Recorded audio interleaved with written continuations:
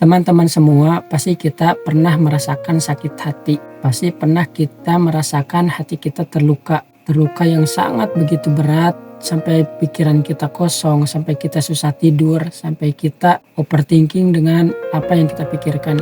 Entah itu sakitnya karena disakiti oleh orang, disakiti oleh sahabat kita, disakiti oleh teman kita, atau bahkan pernah disakiti oleh keluarga kita sendiri.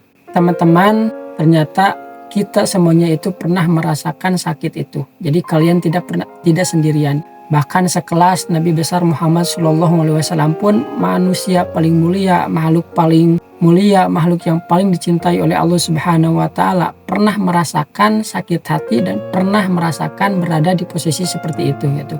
Sakit hati yang sangat luar biasa.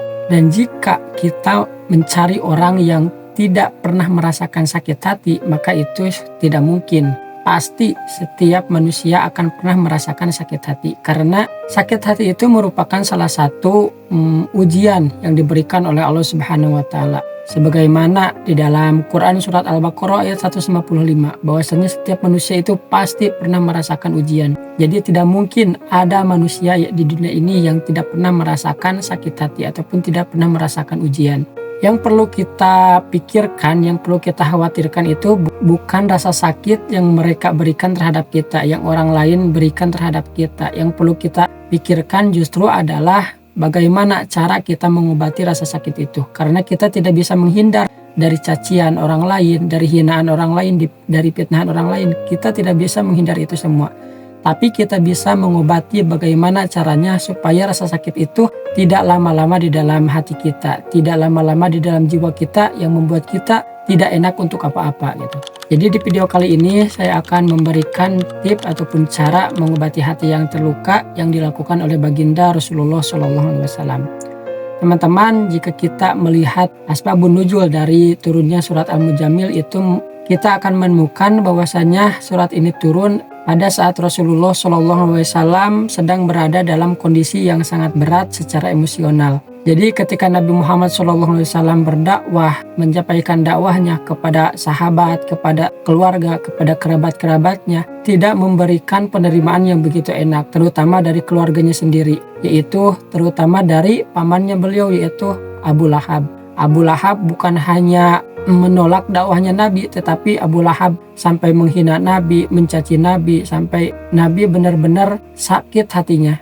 Abu Lahab sampai mengatakan, kamu itu hanya anak yatim, kamu harus tahu diri siapa selama ini yang membesarkanmu, kami paman-paman kamu. Kalau kamu ingin mengajari kami lebih berpengetahuan daripada kamu, kami lebih tua, lebih berpengalaman. Ucapan-ucapan seperti itu yang dilontarkan oleh Abu Lahab kepada Nabi Muhammad SAW ketika mengajak beliau untuk masuk Islam, itu yang membuat Nabi sakit hati. Tapi teman-teman, sebenarnya yang paling menyakiti hati baginda Rasulullah SAW bukan tanggapan ataupun respon mereka, tetapi yang paling menyakiti Nabi adalah bagaimana kalau mereka tidak mengikuti syariat Nabi kelak di akhirat.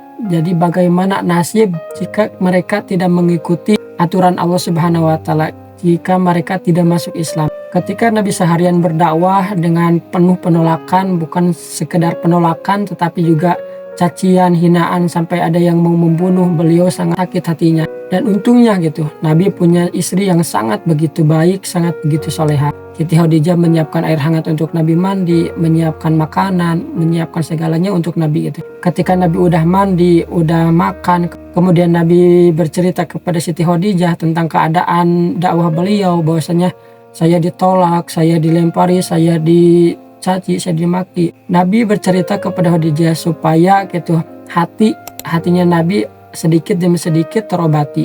Kemudian setelah itu Nabi dan Siti Khadijah tidur karena mungkin gitu setelah tidur bisa mengobati rasa sakitnya gitu.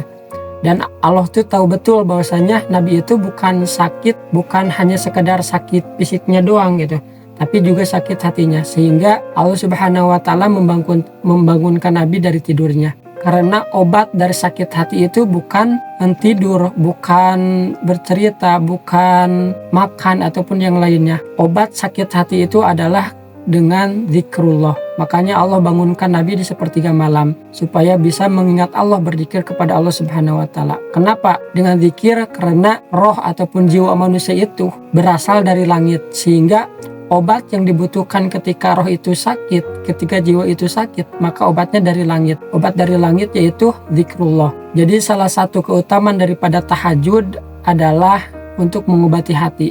Makanya jika merasakan sakit hati, jika hati kalian terluka oleh cacian hinaan orang-orang di sekitar, maka laksanakan tahajud ataupun bangun di sepertiga malam untuk bercerita kepada Allah Subhanahu wa taala. Karena yakin ketika kita bercerita, ketika kita mengingat kepada Allah Subhanahu wa taala, Allah akan memberikan obatnya.